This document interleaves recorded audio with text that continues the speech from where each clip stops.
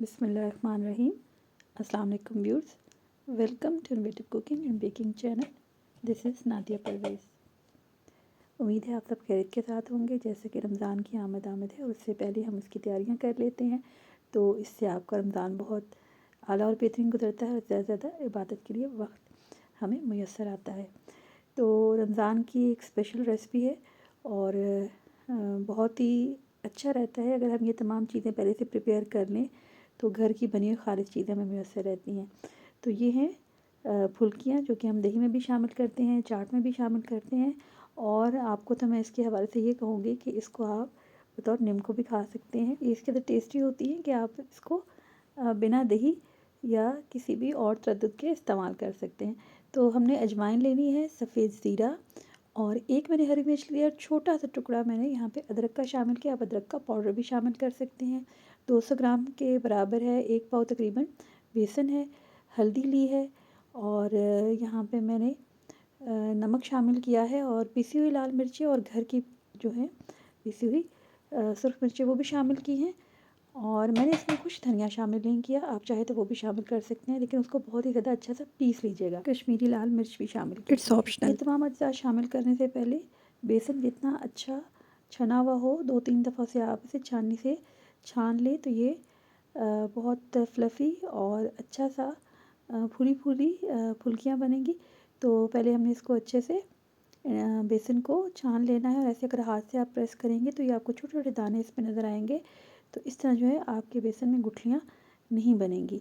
आप इसके साथ चाहें तो जो बेकिंग सोडा हम आगे चल के ऐड करेंगे वो अभी भी आप शामिल कर सकते हैं, बहुत अच्छे से मिक्सअप हो जाएगा। लेकिन मैं बिल्कुल एंड पे शामिल करूँगी, और बेहतर है कि ये बिल्कुल आखिर में शामिल किया जाए। अब इससे हम तमाम अज्जा शामिल कर चुके हैं, जिसमें नमक, सुर्ख मिर्च, हल्दी, अजवाइन और सफ़ेद ज़ीरा शामिल था, और एक मैंने हरी मिर्च और अदरक जो है छोटा सा टुकड़ा मैंने डाला था। आप चाहें तो हरी मिर्च और अदरक को स्किप कर सकते हैं और अदरक का पाउडर शामिल कर लें। हल्का सा हमने अभी पानी शामिल कर लिया है, और यहाँ पे ये देखिए स्पैचुला की मदद से करें।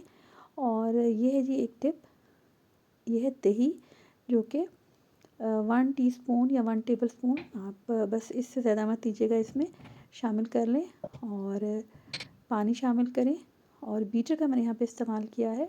इससे ये होता है कि ये बहुत ज़्यादा, ये देखिए इसका टेक्सचर जो है कितना आला बनेगा, और आपके जो टाइम सेविंग हो जाएगी, क्योंकि बीटर ऑलमोस्ट अब हर घर में मौजूद होता है। तो इसको आप इस्तेमाल में लाएँ, ये आपको बहुत फ़ायदा देगा इसके फ्लफ़ी बनाने में। आज की फरमाइश है शामी कबाब के हवाले से, इंशाल्लाह जल्दी उसे पूरा किया जाएगा। तो ये जितना मेज़ा है इसके टेक्सचर को आप बस नोट डाउन करें। ये देखिए कितना स्मूथ है। जब आप इसको उठा के नीचे की तरफ फेंकें तो ये स्मूथ किस्म का आपको लम्प्स नज़र ना आए, और ये देखिए बिल्कुल केक के बैटर की तरह हो जाए। अच्छा जी, यहाँ पे अभी मेरे पास घी था, उसको मैं घी में फ्राई कर रही हूँ, अदरवाइज़ ऑयल ही में आप फ्राई कर सकते हैं। 2 तरह की मैं यहाँ पे बना रही हूँ। एक जैसे दही की बल्ले के लिए हम बनाते हैं, तो ये बेसन की फुल्कियाँ वही जो रेसिपी है इसमें शामिल है, तो थोड़ा सा वो भी बना सकते हैं। और यहाँ पे जी मैंने ले लिया है, जैसे हमारे घरों में ये होते हैं स्पून जिनमें सुराख होते हैं, और ये बड़े बड़े चम्मच छन्नी टाइप, आप बड़े और छोटे सुराख को मद्देनज़र रख के अपने साइज़ के हिसाब से फुल्कियाँ बना सकते हैं। तो इसको डोई की मदद से हम इनको बना सकते हैं। अच्छा, यहाँ पे मैंने ज़रा ज़्यादा इसमें ऐड कर दी है। आपने जब भी आप डालें तो थोड़ी स्पेस रखें, तो इससे ये आपस में जुड़ेंगे नहीं। तकरीबन 4 टर्न में मैंने इसको निकाल लिया था, और अभी यह मैं आपको दिखा रही हूँ। आप इसका कलर देख सकते हैं कि अभी ये कच्चा कच्चा रंग है। ये एक नेक्स्ट स्टेप है, और बहुत ही शानदार है इसको क्रंची बनाने के हवाले से। तो बस 3-4 मिनट में हम इसको पहले एक तरफ से इसको 1-आध मिनट के लिए पकने देंगे। एकदम से आपने चम्मच नहीं चलाना, और फिर जो है उसको आपने घुमाना फिराना है। और जब ये आपको लगे कि हल्का हल्का इस पर कलर आ गया है लाइट गोल्डन, तो आप इनको निकाल लें और इसको हवा में रखें। अब ये देखिए जी, तो अभी हम इनको क्या करेंगे, ये तमाम एक दफ़ा हम सारे निकाल के मैं इनको साथ साथ बाय डाइनिंग पे रख रही हूँ फैला के हवा में। और जब अगर गर्मियाँ हों तो आप फ़ैन भी लगा दें, और फिर जो हल्का है चूल्हा इसको आँच को हल्का कर दें। और ये देखिए अभी इसका कच्चा कच्चा रंग, तो हम हवा में रखेंगे, और उसके बाद ये बहुत दोबारा से इसको फ्राई करेंगे और ये क्रंची बनेंगे। करते हैं, ये देखिए इसका कलर कच्चा कच्चा कलर है,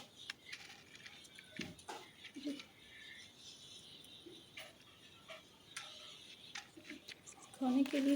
ये देखिए थोड़ा सा भी चिल हो जाए। तो नेक्स्ट ये हमने करना है कि इसको हम दोबारा से तेल को थोड़ा सा और गर्म होने दीजिएगा। मैंने तो मतलब चूल्हा बंद नहीं किया, लेकिन जो आंच है वो धीमी कर दी थी, और उसमें आप ये डालें। अब यहाँ पे मसला नहीं है कि ये आप एक साथ डालेंगे तो ये जुड़ जाएंगी, तो आप तमाम को भी डाल सकते हैं। और ये देखिए अब इसका कलर कितना खूबसूरत है माशाल्लाह। और अब इसमें आपको कड़क नज़र आएगी जो कि फुल्कियों में होती है, और आप इसको बतौर नींबू भी खा सकते हैं। यकीन माने कि अभी इसको बने हुए 2 दिन हुआ है, और अभी आप ये देखेंगे पूरा जार हमने बगैर किसी दही के इस्तेमाल के इसको और चाट के इस्तेमाल के इसको, जैसे फ़र्स्ट डे हमने इसमें डाला है और वो ख़त्म होने को है, और रमज़ान से पहले हमें मज़ीद तैयार करना पड़ेगा। तो उम्मीद है आज की रेसिपी आपको पसंद आई होगी। आप इसे ज़रूर ट्राई करें। चैनल पर नए हैं तो सब्सक्राइब करें, पहले से मौजूद हैं तो शेयर करें, और जितना आप शेयर करेंगे और हमारी आवाज़ और हमारी ये वीडियोस दूर तक जाएंगी, और इस तरह से हमारी हौसला अफजाई होगी। वीडियो को लाइक भी किया करें और कमेंट भी ज़रूर करें। कोई फरमाइश है तो लाज़मी करें, इंशाल्लाह उसको पूरी करने की कोशिश की जाएगी। लाज़मी इसको ट्राई कीजिएगा, और यकीनन आप इसको, और नेक्स्ट वीडियो में कमेंट करने वालों के नेम भी लिए जाएंगे। अगर अभी से बना के रख लेंगे तो ये 2-3 महीने तक आराम से चल जाएंगी। आप जितनी मर्ज़ी बना लें, और नमक मिर्च आप अपने टेस्ट के हिसाब से भी यहाँ पे शामिल कर सकती हैं। हमने लाइट और एक नॉर्मल बताया है जिसमें बच्चे बूढ़े सभी खा लें, क्योंकि चाट मसाला तो हम ऊपर से ऐड कर ही लेते हैं। उम्मीद है आज की वीडियो आपको पसंद आई होगी। मिलेंगे नेक्स्ट वीडियो में, तब तक अल्लाह निगहबान।